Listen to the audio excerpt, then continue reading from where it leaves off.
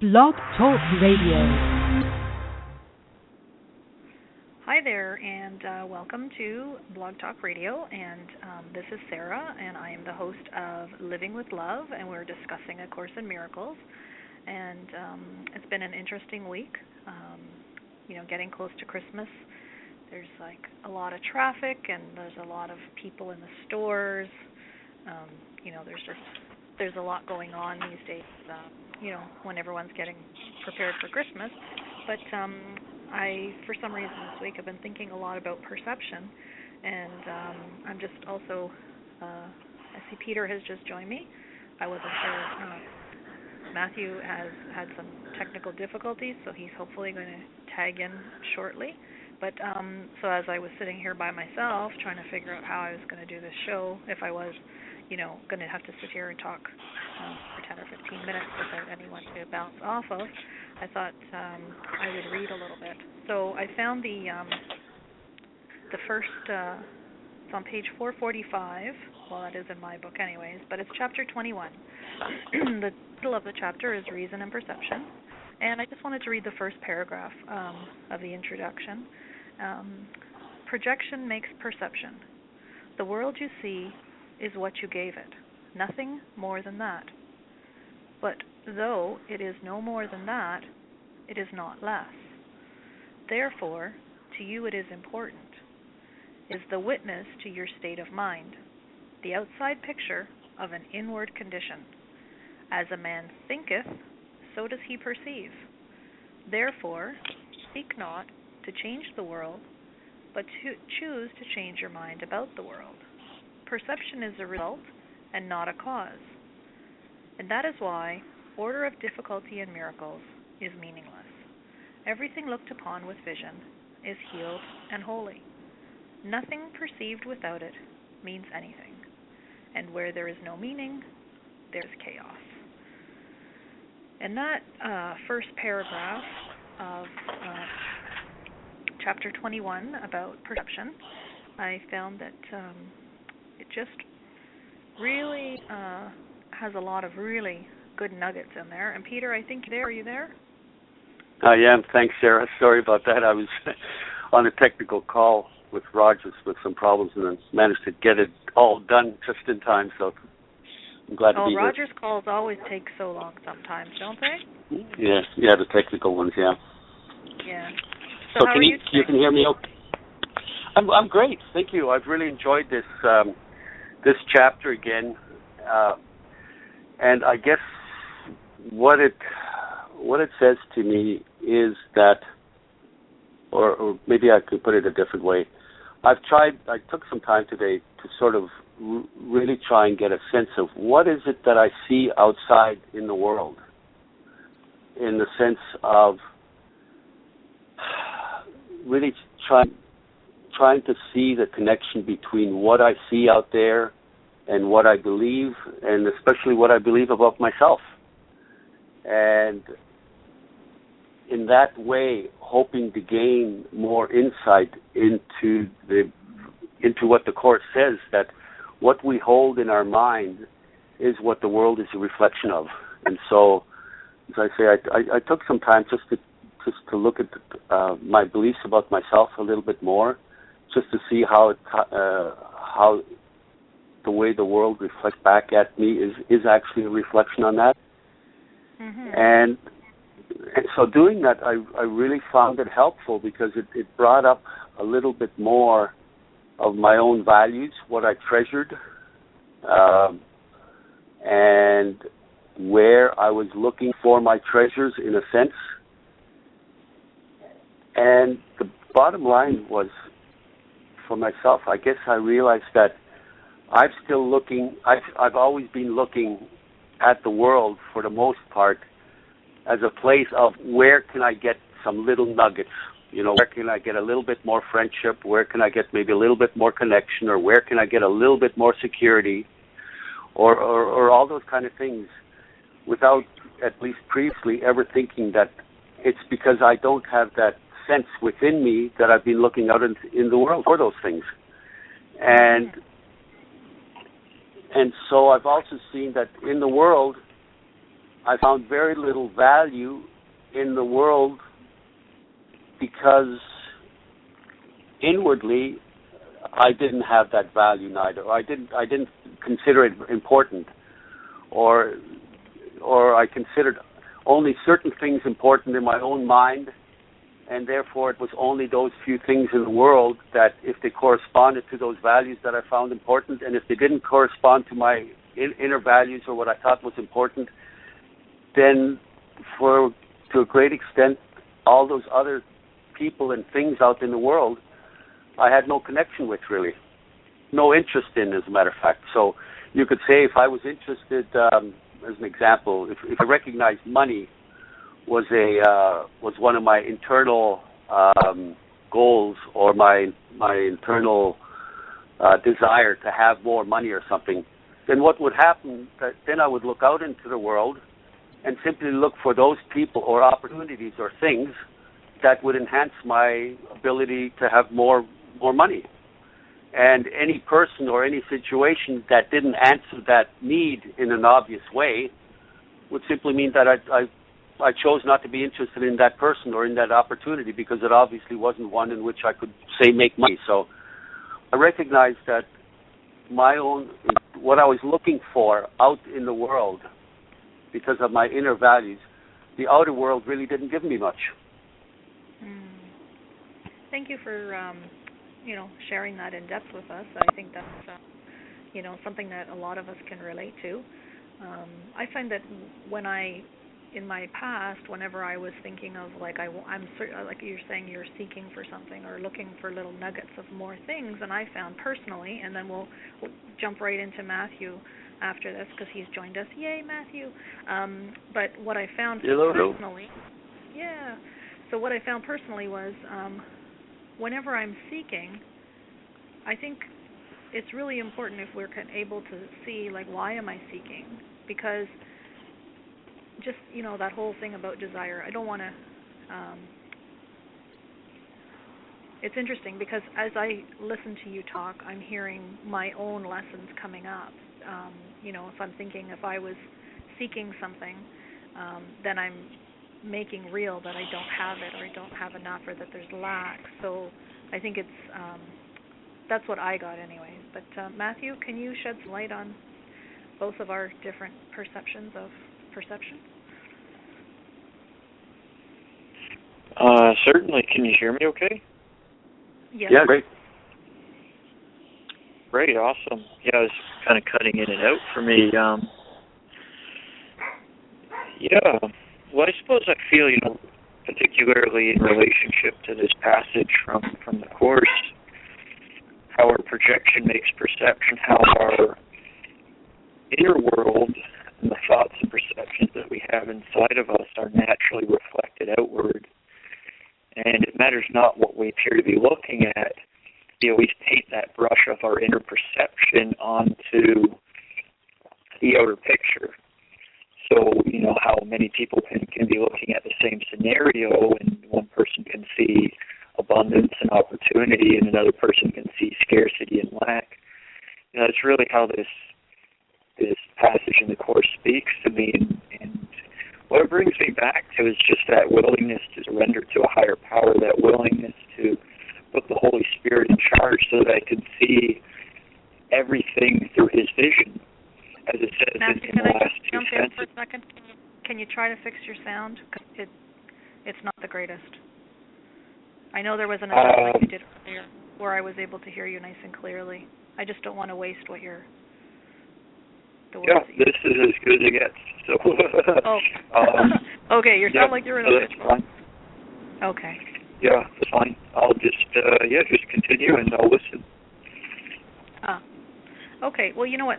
There's two paragraphs here that they're both like two different part of part 1, which is the Forgotten Song out of chapter 21. And as I was sitting here thinking, oh my goodness, I might have to do this solo or for a good amount of time, I was quickly trying to gather things up. And I always like to pick up paragraphs to read that uplift me.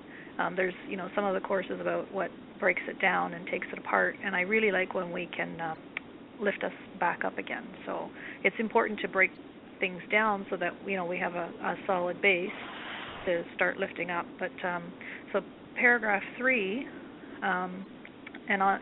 there is no need to learn through pain, and gentle lessons are acquired joyously and are remembered gladly. What gives you happiness you want to learn and not forget. It is not this you would deny. Your question is whether the means by which this course is learned will bring to you the joy it promises. If you believed it would, the learning of it would be no problem. You are not a happy learner yet, because you will still remain uncertain that vision gives you more than judgment does, and you have learned that both you cannot have. And I'm going to jump over to paragraph 8, and then I'd like to, I just think it's going to get us into a very lovely high energy field after hearing both of these paragraphs. Paragraph 8 is, beyond the body, beyond the sun and stars, past everything you see and yet somehow familiar, is an arc of golden light that stretches as you look into a great and shining circle, and all the circle fills with light before your eyes. The edges of the circle disappear, and what is in it is no longer contained at all. The light expands and covers everything, extending to infinity, forever shining, and with no break or limit anywhere. Within it, everything is joined, perfect continuity, nor is it possible to imagine that anything could be outside, for there is nowhere that this light is not. And I just find that so beautiful.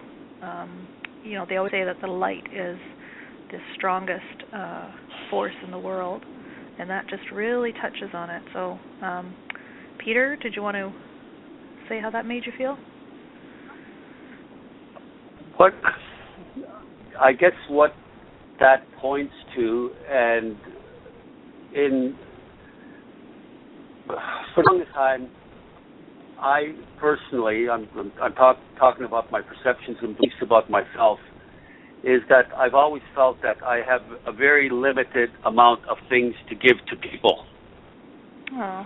And therefore, believing that the world would show up in a way in which people would seem, at least, not to be very interested in me because, again, I didn't see much internal that I had that was of value, except to a few people. To a few people I might be interesting because we have the same things in common, we can talk about the same things, or we've had similar experiences. But for all those other vast 99% of people, there really wasn't much that I felt that I could give to them, and therefore I really wasn't looking out in the world as a place that I could even receive much. And wow. where today's chapter really kind of got to me more and reinforced more is the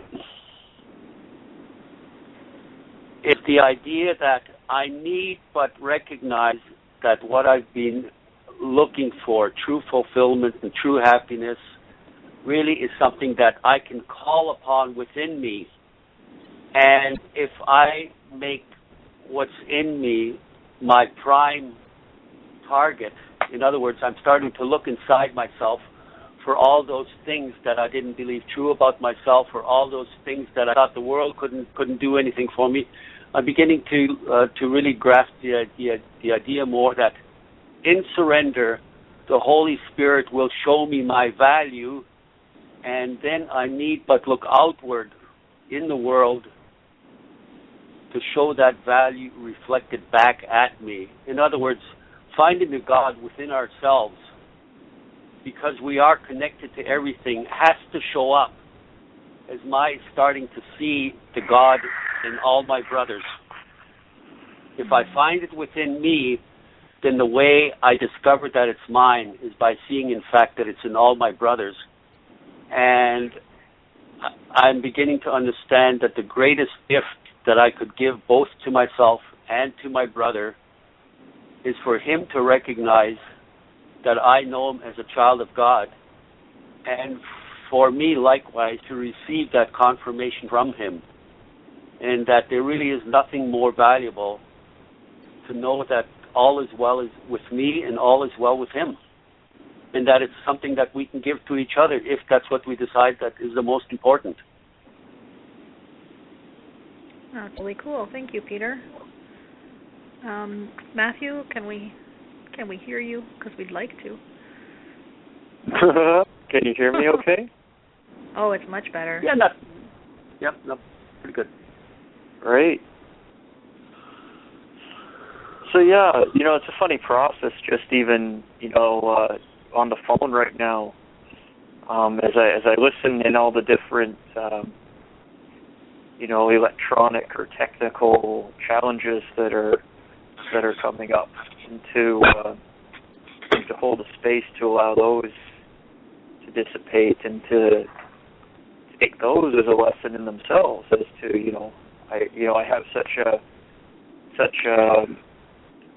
I don't know if the right word is desire, but I have such a tenacity or persistence to share this message, and yet as I attempt to do so, the phone keeps breaking up, and I can't extend it outward, and it's that in itself is such a magnificent lesson in learning it in relation to what Peter is describing from the standpoint of to really recognize within ourselves the inner greatness, and to not necessarily need to change anything in the situation. It's really just about that inner work that takes place, and as we can get that inward picture more in alignment with our highest self, or with our space, holiness, and peace, then it begins to slowly manifest outward. It begins to become reflected in our own life.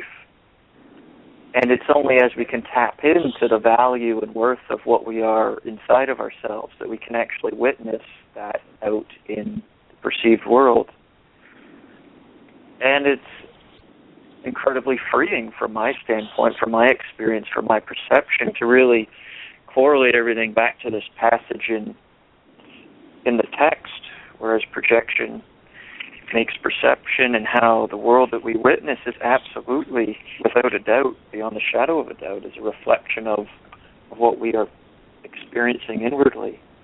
And particularly the last two sentences, in terms of turning everything over to the Holy Spirit, or the last three sentences where it says, everything looked upon with vision is healed and holy.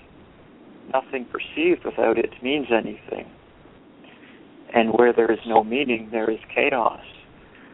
And as I understand that more and more at a greater level of depth, it truly means, as I perceive everything, if I have that willingness to give it over to a higher sense of truth, that I will experience a greater sense of freedom. Yet the more I hang on to the attachment, the more I hang on to what it looks like, the more I hang on to what I want to have happen, rather than just willing to allow the resistance to dissipate, the more chaos or the more resistance I actually experience. It's through letting go and recognizing that it's really all an inner game, it's all an inside job, that I begin to truly free myself.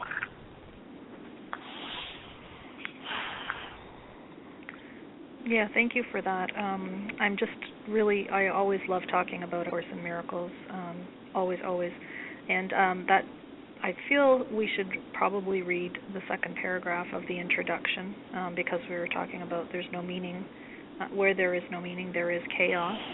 So paragraph 2 is, damnation is your judgment on yourself. Excuse me. And this you will project upon the world. See it as damned, and all you see is what you did to hurt the Son of God. If you behold disaster and catastrophe, you tried to crucify him. If you see holiness and hope, you join the will of God to set him free. There is no choice that lies between these two decisions, and you will see the witness to the choice you made, and learn from this to recognize which one you chose. The world you see but shows you how much joy you have allowed yourself to see in you and to accept as yours. And if this is its meaning, then the power to give it joy must lie within you. And I just have to go over to paragraph 6, because I love this part of it, because it's talking about awakening the inner light within us, how Peter spoke about how when you can, recognize the light within yourself, you can then see it in your brother. And this is just beautiful. Listen. Perhaps you catch a hint of an ancient state, not quite forgotten. Dim, perhaps, and yet not altogether unfamiliar.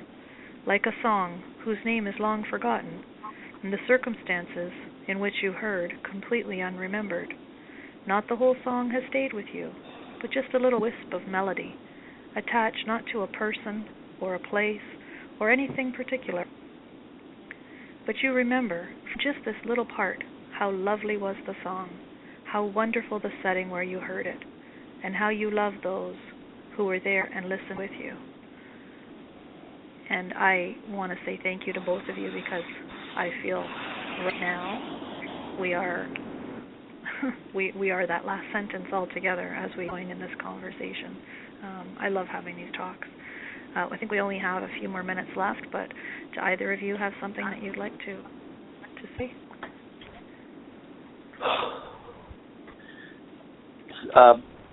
Sarah, there's a couple of things that came to me earlier in what brings us happiness and where we look for it. And what became a little bit more clear is that oftentimes we're either looking to get something in the world to make us feel better, and usually that's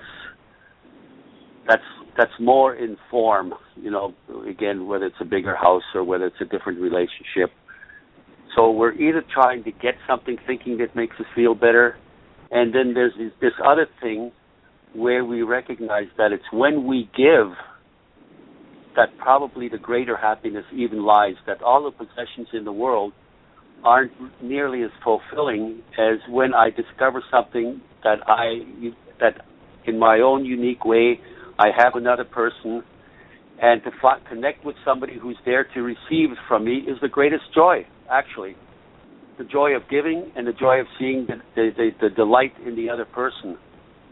And so when I recognize the greater joys in my giving, then what the Course in Miracles says is even more uplifting, because it does say that what I have to give is what everyone is looking for, not just a few people, not just the people who are in a certain intellectual strata or social position or anything else. What everybody, everything in the world, animate and inanimate, is looking to know itself on a deeper level and to know that it's connected to God again.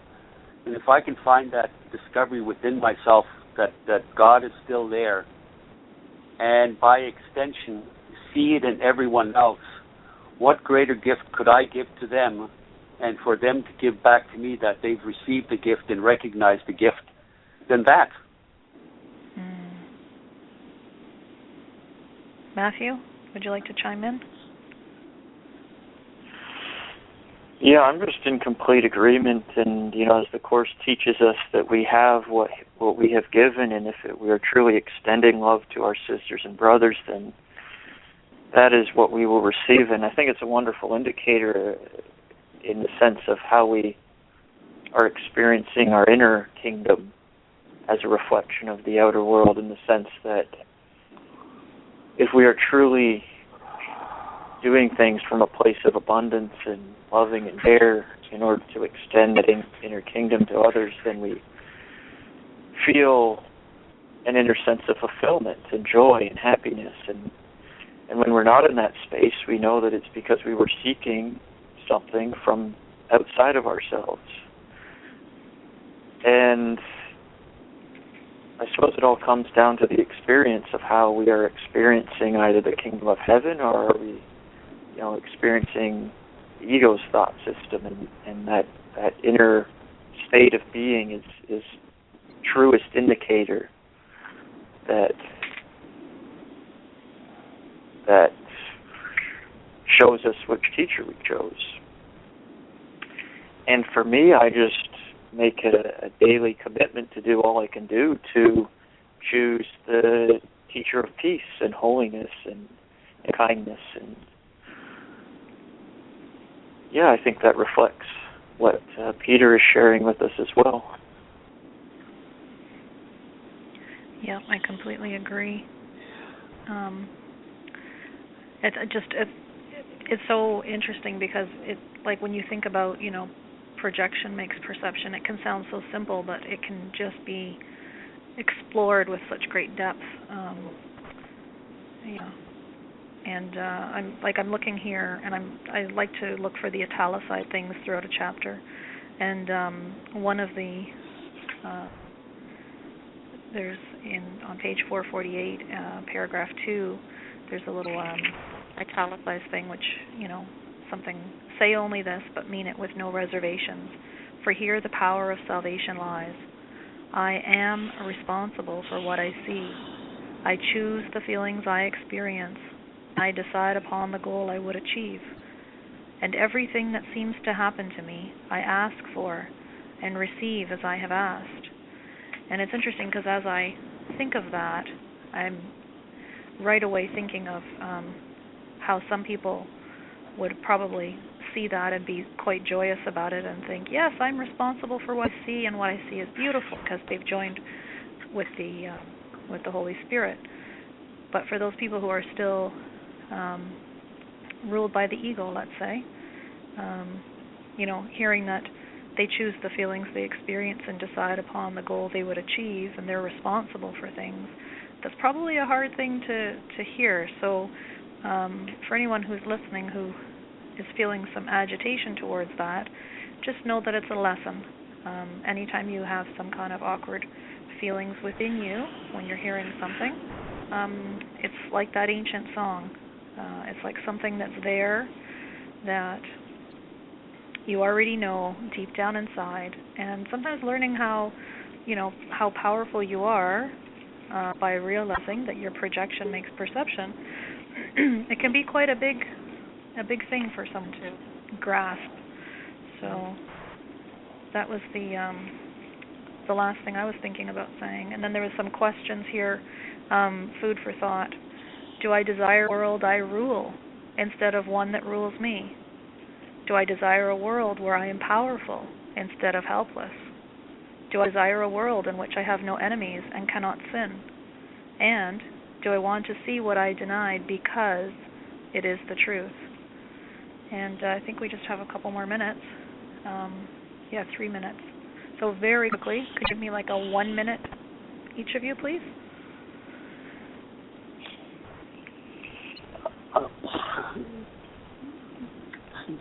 Sarah, I guess the only thing that comes to me is that for those people who have not yet found that, in a way, there is a choice that they have and maybe aren't aware of yet, that there is a choice that lies, that is there for them to make, and that choice is simply to give up looking for what they want in the world, even momentarily, even for a small while, and seek to call upon all that they desire in their heart to arise from within them, to invite actually what they look for to begin to arise within their own being, and to be willing to surrender and relax enough for that voice to become alive. Okay, thank you, Peter. I'm sure that whoever needs to hear that is going to grasp that message quite clearly. And Matthew, I think we have about 60 seconds. Is there any last thing you'd like to say? Yeah, just as you're, posing those questions, I feel it's very important to remember those things are our natural inheritance, and it's only the arrogance of the ego that sort of scoffs at the idea of really harnessing our inner power and becoming our greatest self. And when we truly surrender the beingness of what we really are, then our light shines forth and it lights up the world, and we become what we were meant to be, what we always have been. That's so wonderful. Thank you guys so much. This has been so much fun. You've opened my eyes a little bit more. So I guess we'll do that same thing again. Bye, Peter. Bye, Matthew. Bye, Sarah. Bye, Matthew. Okay. Bye. All right, we're signing off. Yes, Living with Love, A Course in Miracles. Hope you can join us again next week. Have a wonderful week, and bye for now. Bye-bye.